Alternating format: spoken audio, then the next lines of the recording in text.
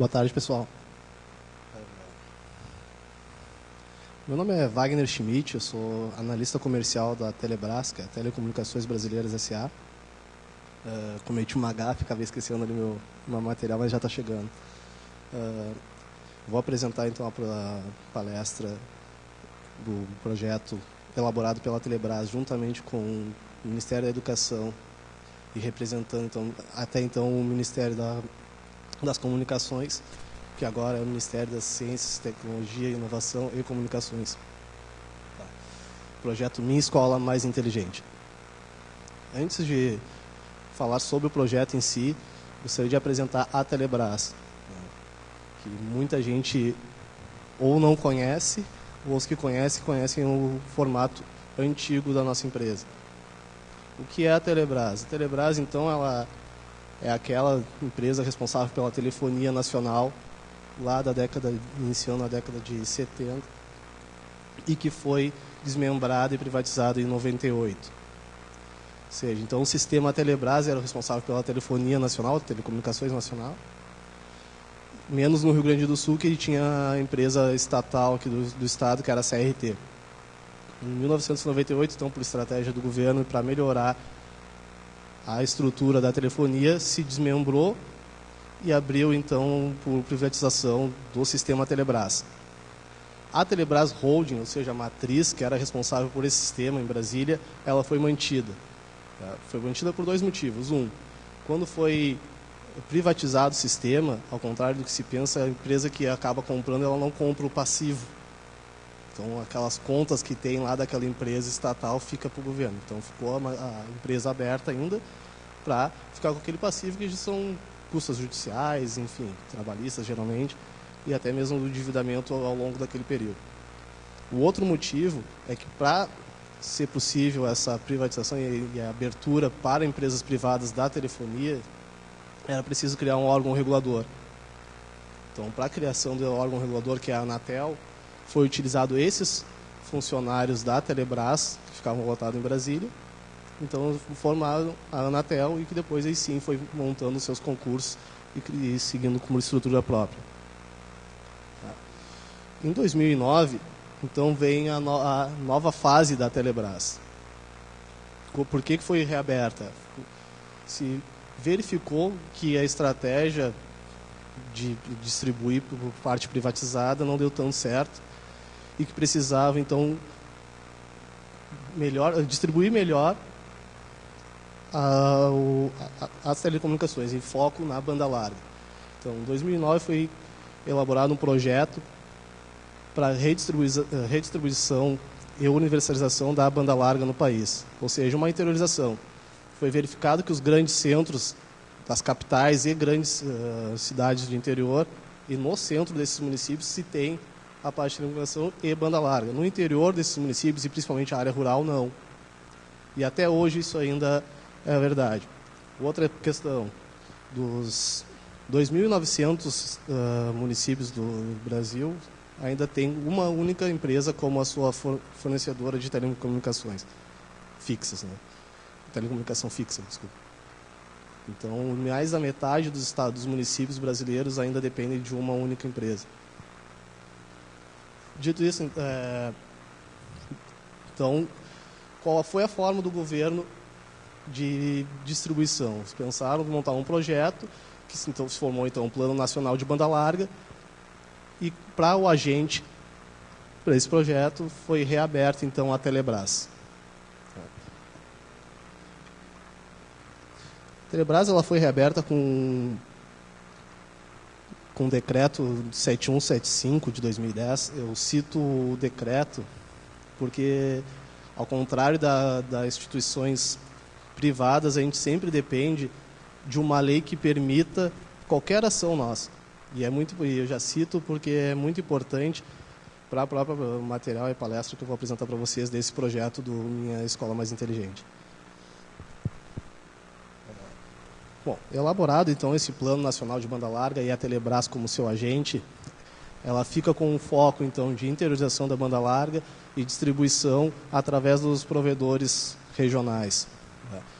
Então foi criada uma legislação com objetivos específicos que nos permitem trabalhar dessa forma como vem hoje. Hoje a gente não fornece banda larga diretamente para o consumidor final.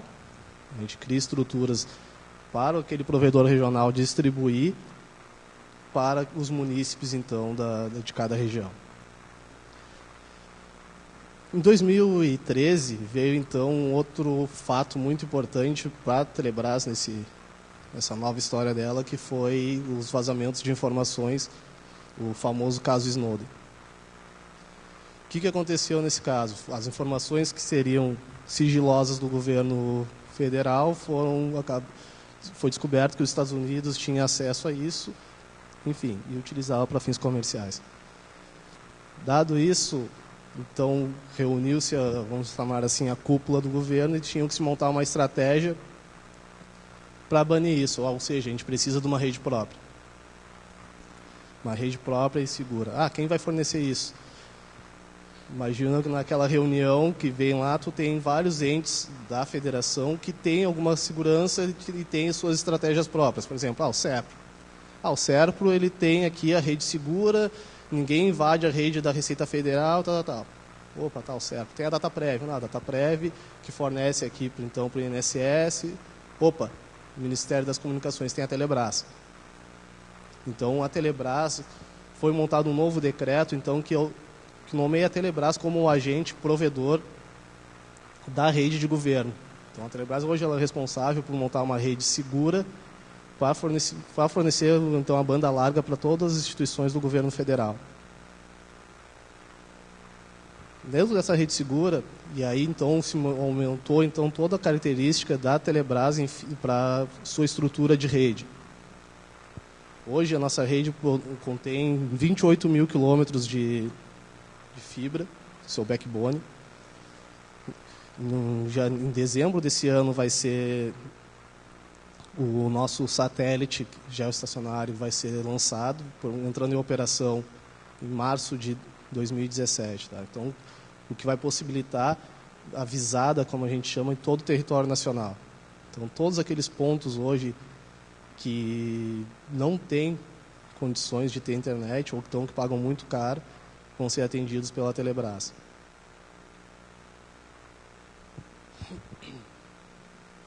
Eu vou citar aqui, então, como eu falei, que como a gente depende sempre da legislação, ao contrário da nossa vida privada, onde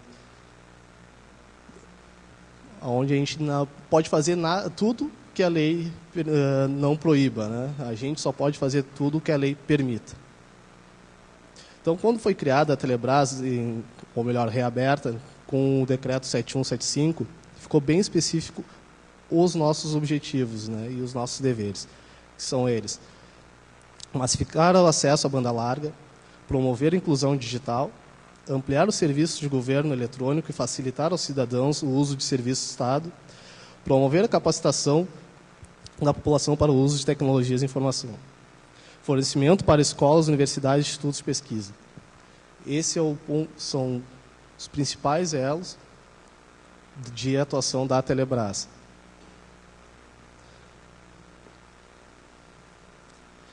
Dentro desse período, então, de 2009, que foi elaborado o plano, e 2010, que a Telebrás então, entrou como agente dessa ação, ocorreram aí alguns desafios novos. Tá? E um deles foi a Copa do Mundo. Não foi divulgado, e hoje é até pouco divulgado também, mas a Telebrás ela foi responsável pela rede de comunicação da Copa do Mundo. Tá? Então, que para nós foi um grande desafio, mas também que acelerou o crescimento da própria estrutura da Telebrás. Com certeza, se não tivéssemos a Copa do Mundo, não teríamos hoje esses 28 mil quilômetros de estrutura de fibra do nosso backbone. Então, foram, na verdade, duas Copas, né? A Copa das Confederações e a Copa do Mundo. Nesse legado, que acaba possibilitando então, que a gente acabe chegando em grande parte do território nacional e que vai poder fornecer para todas as entidades federais, inclusive essas escolas. O último desafio, ou melhor, o mais presente, que casa com o público desse evento, inclusive, foi a Campus Party. A Telebrás foi a fornecedora do banda larga do Campus Party, com 40 GB. Foi muito bem, não sofreu quedas, inclusive como na Copa do Mundo. Tá? Nós recebemos dois prêmios por não ter nenhuma queda. Foi a primeira Copa do Mundo com um sinal totalmente digital, em cima de fibra, não teve rádio, foi toda em fibra, nas 12 sedes, com dupla abordagem, ou seja, foi a primeira linha em todas as Copas do Mundo.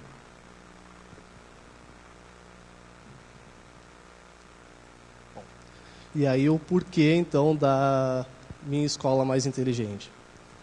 Para atender aos nossos deveres e atribuições, a Telebrás vem em constante construção de diversos projetos para atendimento ao cidadão.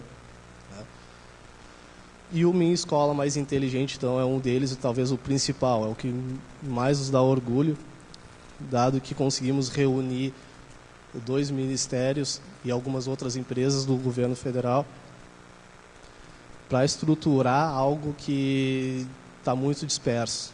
Existem diversos programas de tecnologia voltado para a educação, mas realmente está disperso. E hoje, provavelmente, a Telebrás vai ser o elo para conseguir reunir e levar realmente o principal objetivo desses projetos, que é equalizar a educação no Brasil. Levar a tecnologia e, assim, trazer o acesso àqueles que não têm tanto, como, por exemplo, as áreas mais distantes. Hoje a gente percebe que tem diversas unidades do Brasil que têm escolas maravilhosas, e por que não as outras não têm isso? Então a ideia é, através da tecnologia, equalizar esse ensino e deixar o mais próximo possível, tanto das escolas públicas como privadas.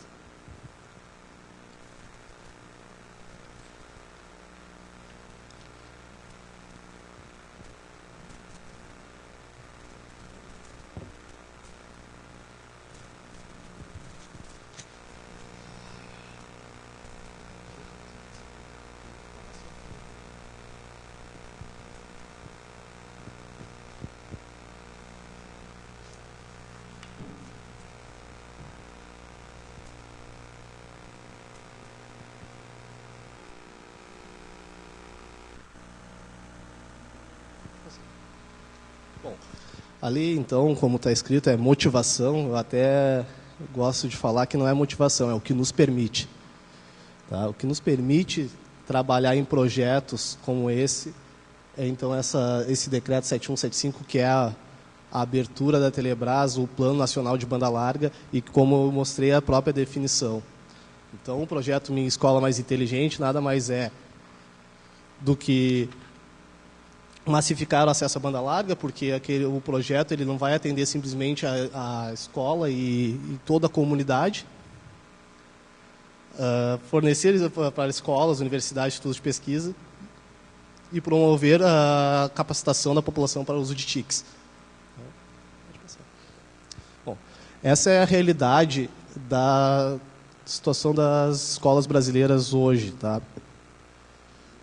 Grande número de analfabetismo, um percentual interessante de meninos na escola, mas apesar dessa massa de 81,2%, a gente ainda tem um analfabetismo muito grande. Média de anos no estudo, 7,7 anos, matrículas de 40, na educação básica de 40 milhões, e número de professores de 2,5 milhões. Esse é outro ponto. Como capacitar 2,5 milhões? Sem o uso da tecnologia, com certeza fica muito difícil. É o que hoje a gente verifica na educação, é muito estagnado, e hoje o governo não tem uma união, algo que unifique. Tá? Qualquer curso, mesmo aqueles à distância, não chega perto do professor. Muitas vezes ele tem que se deslocar a centros para poder fazer aquele curso que seria à distância. Aqui, então, o quantitativo de escolas e a divisão entre urbanas e rurais. Tá? São 128 mil escolas, sendo 62 mil, urbanas e 65 rurais. Tá? São 9 mil muito grandes, 13 mil grandes, 20 mil médias, 16 mil pequenas e 3 mil muito pequenas. Aqui é considerado, só para termos de escala, escolas muito grandes, escolas com aproximadamente 800 alunos, seriam escolas muito grandes. Aqui tem um dado muito importante para o próprio programa, e mais à frente eu explico por quê. Os dados mostram que, apesar da dificuldade que se tem hoje com o uso de banda larga, os alunos, ou seja, as pessoas com idade escolar, eles têm grande acesso a essas tecnologias. 95% utilizam computador, 93% acesso à internet, 42% acessam na escola e 80% acessam a internet pelo celular. Bom, aqui, mais uma vez, a realidade, então, dos pontos das escolas. 41% dessas escolas possuem conexão de até 2 MB. 96% das escolas com conexão de Wi-Fi não possibilitam o uso dessa rede para os alunos. Ou seja, essa rede de 2 MB ela é subutilizada muitas vezes, porque ela é uso simplesmente administrativo. Quão muito é utilizada no laboratório. São 22,4 computadores em média em cada escola, sendo que 18,9 estão em funcionamento. 30 mil escolas rurais não têm acesso à internet. E esse é o ponto. Nós precisamos utilizar toda essa estrutura para chegar lá. E eu acho que esse o grande elemento que vai chegar nesses pontos dessas escolas rurais é o nosso satélite geoestacionário, é chegar lá. Então, o objetivo do programa, que é dotar de rede de comunicações de TI as escolas públicas, garantindo com alto desempenho acesso a conteúdo, educação cultural, profissionalizante, recreativo, de forma integrada e alinhada com as políticas do MEC, considerando a centralidade do professor e do estudante. Ou seja, é deixar de utilizar essas redes, que também são muito caras, porque são utilizadas a rede privada, simplesmente para o uso administrativo, até muitas vezes por medo de uso das redes pelos alunos, ou até mesmo imperícia, que não tem técnicos que consigam dar características àquela rede que permita os alunos utilizar. Então, não podemos chegar aqui também e culpar aqueles agentes ali que estão na escola por não liberar o sinal, porque também a gente sabe que as pessoas que trabalham com isso que a gente não pode simplesmente liberar o sinal. Tu tem que colocar alguns filtros e barrar alguns acessos, senão aí tu mata aquela rede ali. Então, mas tem essa pessoa responsável lá? Geralmente não. A primeira etapa do projeto prevê 30 mil escolas, 20 milhões de alunos até 2019, tá? Priorizando aquelas escolas com o menor índice em avaliação e as com menor custo, ou seja, tu vai pegar aquelas escolas que estão piores avaliadas e aí dentro daquelas escolas pegar que tem menos custo, geralmente as que estão mais próximas do centro, tá? Então dando um exemplo, geralmente vou pegar o interior do Rio Grande do Sul, vou pegar aqui Camaquã, tu tem uma escola rural lá, provavelmente o programa vai priorizar essa escola e atendimento da forma que vai ser mais barato. Por que é falado isso? Porque a gente tem que considerar todas as tecnologias disponíveis e possibilidades. Tá? Não é toda a escola rural que a gente vai lá e lançar satélite. O satélite, ele, mesmo sendo próprio, ele é uma tecnologia cara. A gente vai seguir a hierarquia, vai tentar atender primeiro por fibra, rádio, se possível, aí sim, em último caso, o satélite.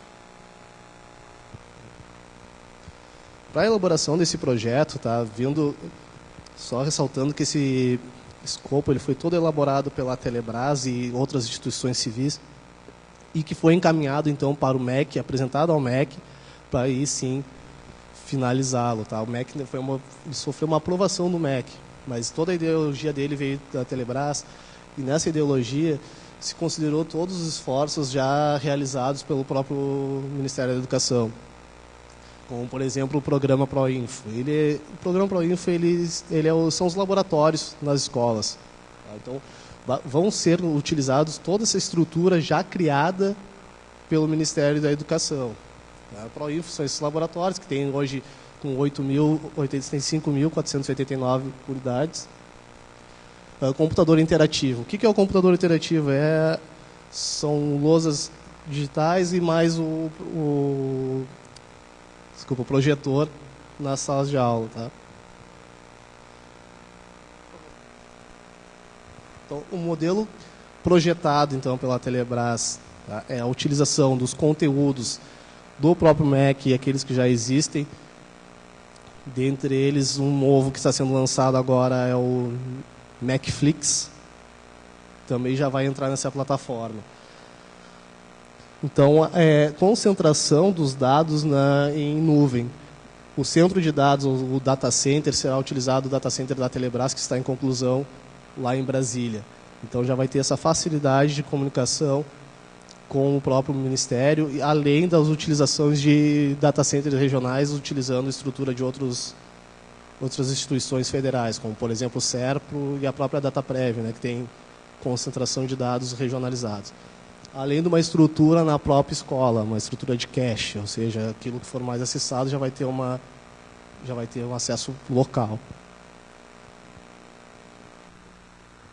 Esse aqui é o modelo, então, já utilizado, é um exemplo real da Escola São José dos Campos, interativa em São José dos Campos. Esse aqui seria um modelo completo, com o projetor, internet banda larga disponível em toda a escola, o professor com o notebook e cada aluno com o seu tablet. Ali, então, o professor elabora toda essa aula interativa, acessa conteúdos que precisam ser acessados na própria internet e tenha toda a interação juntamente com os alunos. Aqui cabe, esse aqui vamos dizer que seria o plus, tá? O programa ele não prevê partir daqui. Por quê? Porque esse é o modelo mais caro. Aí, voltando aquelas informações que eu acabei passando para vocês, se tem que 80% dos estudantes já acessam a internet pelo seu celular. 42% acessam a internet na escola. Geralmente até apenas o seu próprio pacote de dados. Então, o que se está vendo para baratear esse start do projeto? É de permitir que eles utilizem suas próprias plataformas. Então, todo o processo ele já está sendo desenvolvido e entregue nas plataformas iOS e Android. Para o quê? Para poder baratear o programa e não sair já. Então, eles usam seus dispositivos e isso dá uma economia nos custos considerável.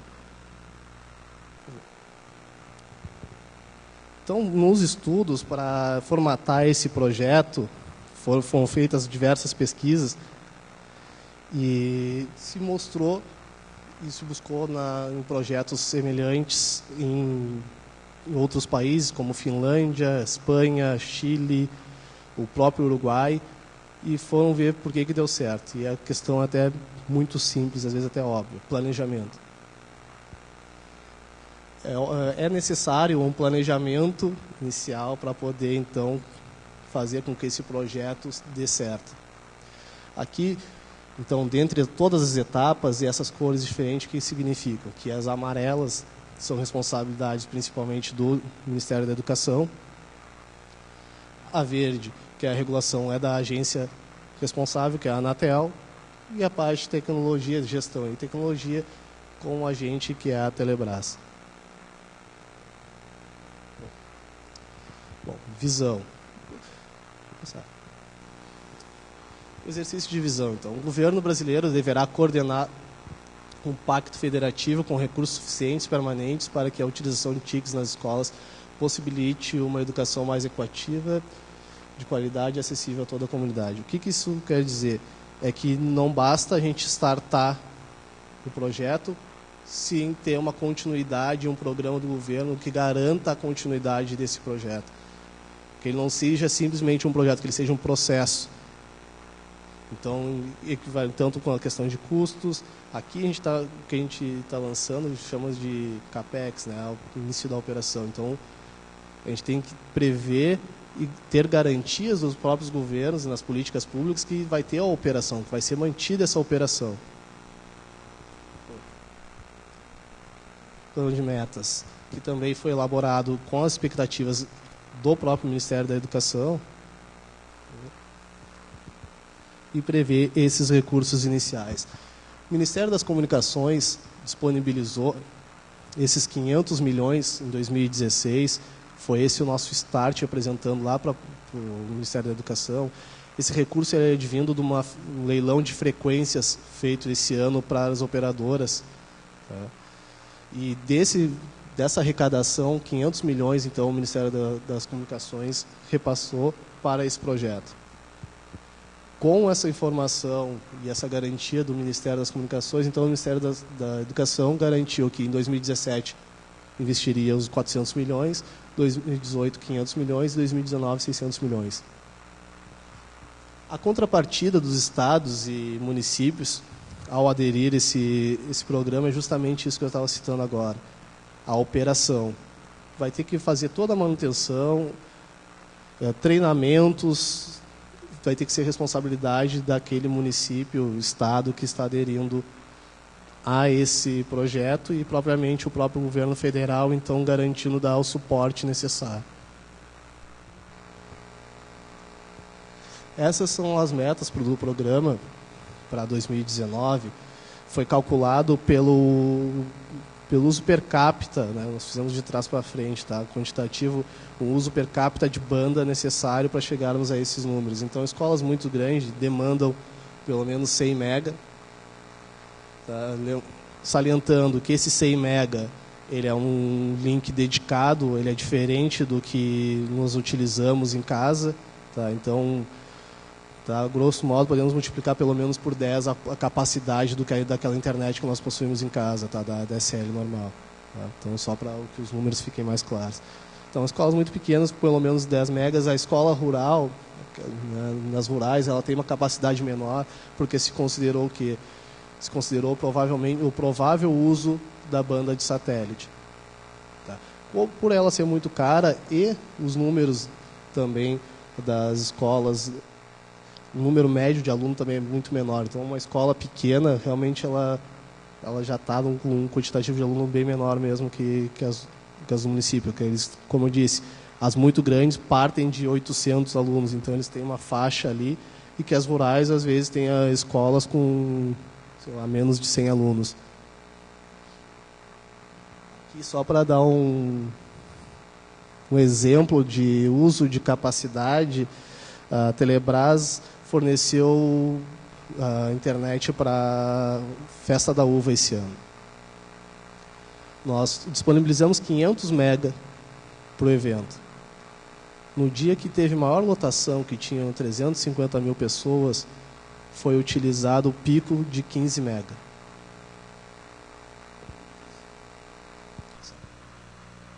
Os resultados esperados, então, são a melhoria dos índices educacionais, redução da desigualdade do ensino, capacitação dos docentes, modernização da tecnologia do ensino, produção e compartilhamento de conteúdos e maior dinâmica na administração escolar. Desses, eu gostaria de dar destaque realmente à redução da desigualdade do ensino. Hoje são investidos milhões, até bilhões, nesse intuito, só na produção de material. Na produção de material, e não consegue acompanhar, o governo não consegue hoje dar conta de deixar as escolas iguais, nem com o próprio material. Só nesse ponto, os investimentos do Ministério da Educação nesse programa já vai ajudar muito. Porque vai criar o conteúdo lá e já vai ser distribuído de forma igual, né, ao mesmo tempo, todos vão receber. A própria capacitação dos docentes, aí, como eu citei anteriormente, vai acabar com essa questão do cara ter que se deslocar do município dele para outro. Então, aquelas escolas, toda escola hoje vai ser um polo. Não sei se é de conhecimento, mas hoje o governo também já tem diversos programas nessa área. Um deles é a Universidade Aberta do Brasil, que são cursos elaborados pelas principais universidades federais do Brasil, como URGS, USP, Universidade Federal de Santa Catarina, de graduação, pós-graduação e mestrado. Ele já existe, ele é todo toda a distância, mas geralmente ele tem polos regionais que a pessoa teria que se deslocar lá algumas vezes ao mês. Isso acaba. E um outro ponto crucial para aquele que acaba travando esse programa é a falta de capacidade de banda das pessoas. O cara não tem acesso à internet. Vou chegar lá numa área rural, quero dar curso de agronomia, veterinária, o cara vai só veterinária, é claro, ele teria que ir a laboratórios, hospitais veterinários, se deslocaria poucas vezes, mas ele não tem acesso, ele não consegue assistir às aulas porque não tem banda larga em casa. Com o Minha Escola Mais Inteligente, ele vira um polo. Ele pode assistir às aulas lá naquela escola que participa do programa. Ele não vai precisar mais ter em casa, ele vai lá na escola e acessa.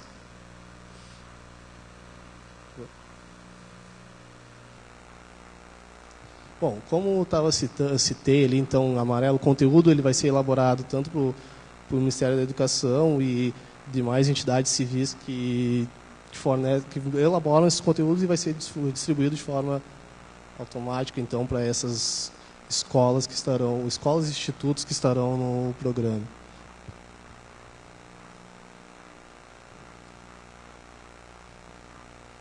A regulação que fica a cargo da Anatel, isso já existe, tá? Já é previsto na legislação e no próprio Plano Nacional de Banda Larga, que ele é anterior até mesmo à Telebrás, já definia que as operadoras que atuam no mercado já deveriam fornecer um percentual do seu mercado a um preço barato, tá? O que diz o Plano Nacional de Banda Larga hoje, que a Telebrás é o principal agente? É tu vender a R$ 35,00 por um mega para aquele cidadão. Um percentual de todas as operadoras deveria seguir esse plano, além do fornecimento nas escolas, instituições de pesquisa, como está lá no Decreto 7175, ele já existia anteriormente. Aí se viu que não foi cumprido e foi obrigado, então, a montar um agente público a fazer cumprir.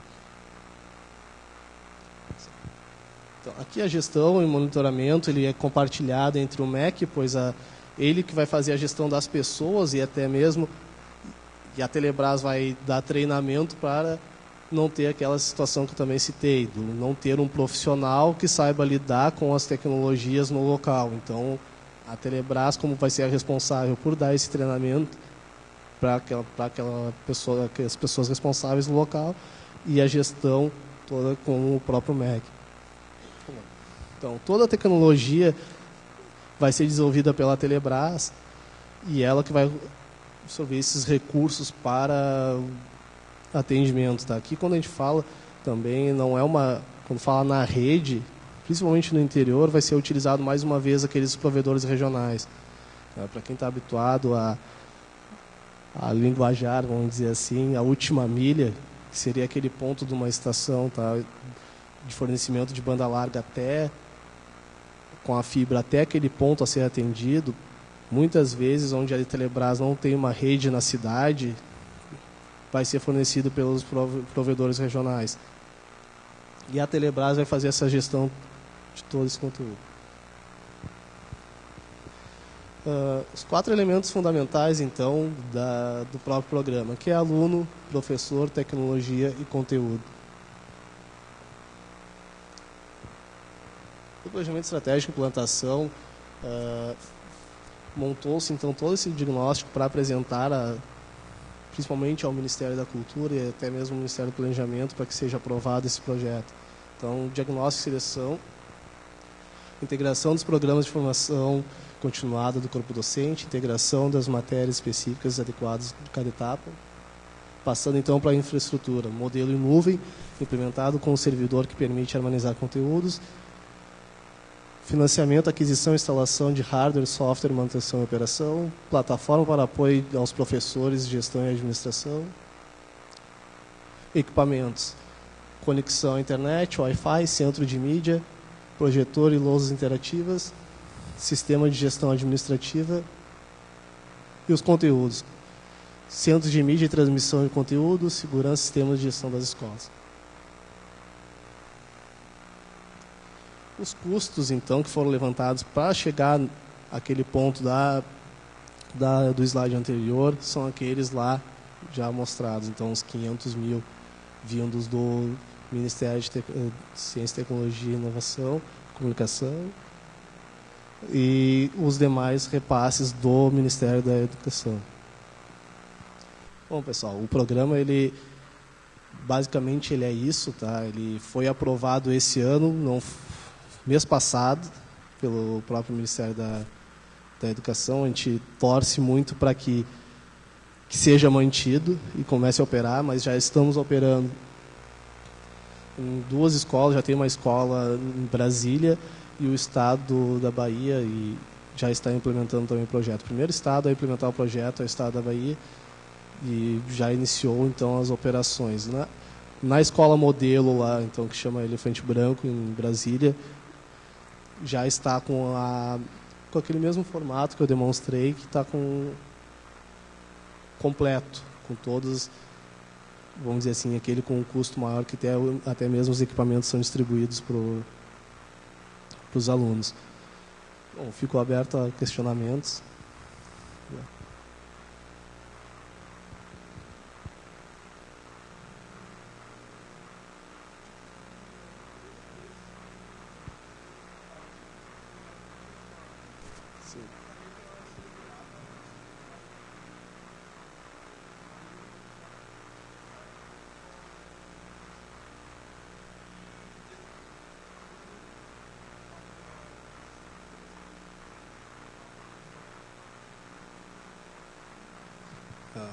Não, ele começa desde o fundamental, tá? Todas as séries. Aí vai ser adaptado e aí como formatado pelo próprio MEC, dando as demandas. Eles vão criar o projeto a ser desenvolvido, né? Quanto à questão da internet, não vai ser voltado, também não vai ser liberado, porque tu vai ter que criar alguns filtros, por exemplo. Então não dá para deixar ele totalmente aberto, porque senão ele vai entrar num torrent da vida, vai ficar fazendo download de filme, de série lá, e ele mata a rede da escola. Tá? Mas como citado ali, ele vai deixar um amplo espaço para a questão de interatividade bom, enfim, até falo no slide ali, agora me faltou a palavra, desculpa, mas não, vai ser aberto. Agora, qual vai ser o nível dessa abertura, eu não sei, mas eles no próprio programa, eles prezam para a questão de liberdade de buscar o que ele quiser, né?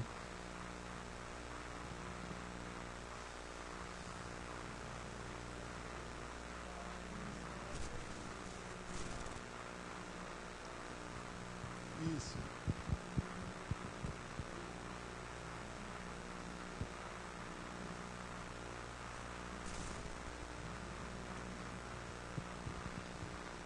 Não. É porque o que acontece lá, tu vai ter que ter uma capacidade de tanto de download e upload, justamente pelo conteúdo que vai ser utilizado. Lá tu vai ter videoaulas, isso requer uma capacidade superior. Lá no caso da Festa da Uva, tu não tinha essa demanda.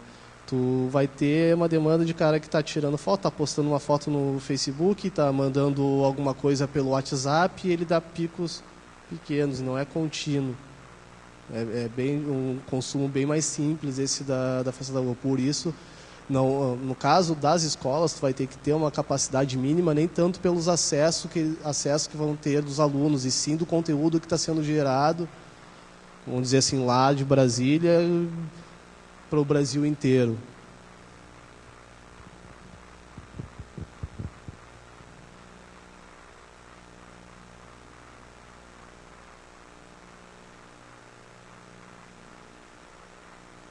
Bom, pessoal, então eu gostaria... Alguém mais tem algum questionamento? O pessoal que chegou por último, né? Bom, então eu gostaria de agradecer mais uma vez o FISLI por nos dar esse espaço para divulgar esse programa, que é importante que seja divulgado, né? Porque muitas vezes passa a imagem que não são feitas ações, mas estamos trabalhando bastante e duro para melhorar justamente no ponto que eu acho que é que pode e vai facilitar, que é na tecnologia.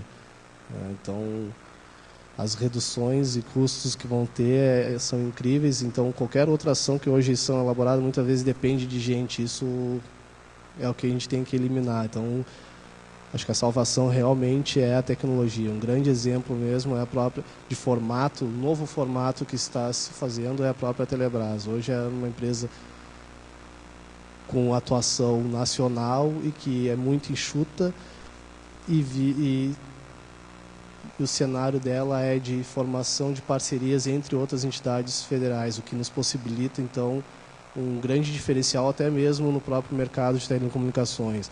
Hoje a gente tem a rede, posso dizer que a gente tem uma rede, a rede de fibra, o nosso backbone é um dos mais seguros do Brasil. Tá? Ele passa por um caminho totalmente diferente das operadoras privadas, porque consome na rede da Eletrobras. Tá? Então, toda a nossa rede, ela está, enquanto as fibras normais vão passar geralmente num poste, esses de uso como a gente vê, a nossa passa lá naquelas torres de alta tensão, vocês que a gente vê na estrada, sabe? Então, aquele último fiozinho lá em cima, que é o para-raio, é lá dentro que passa a rede da Telebrás.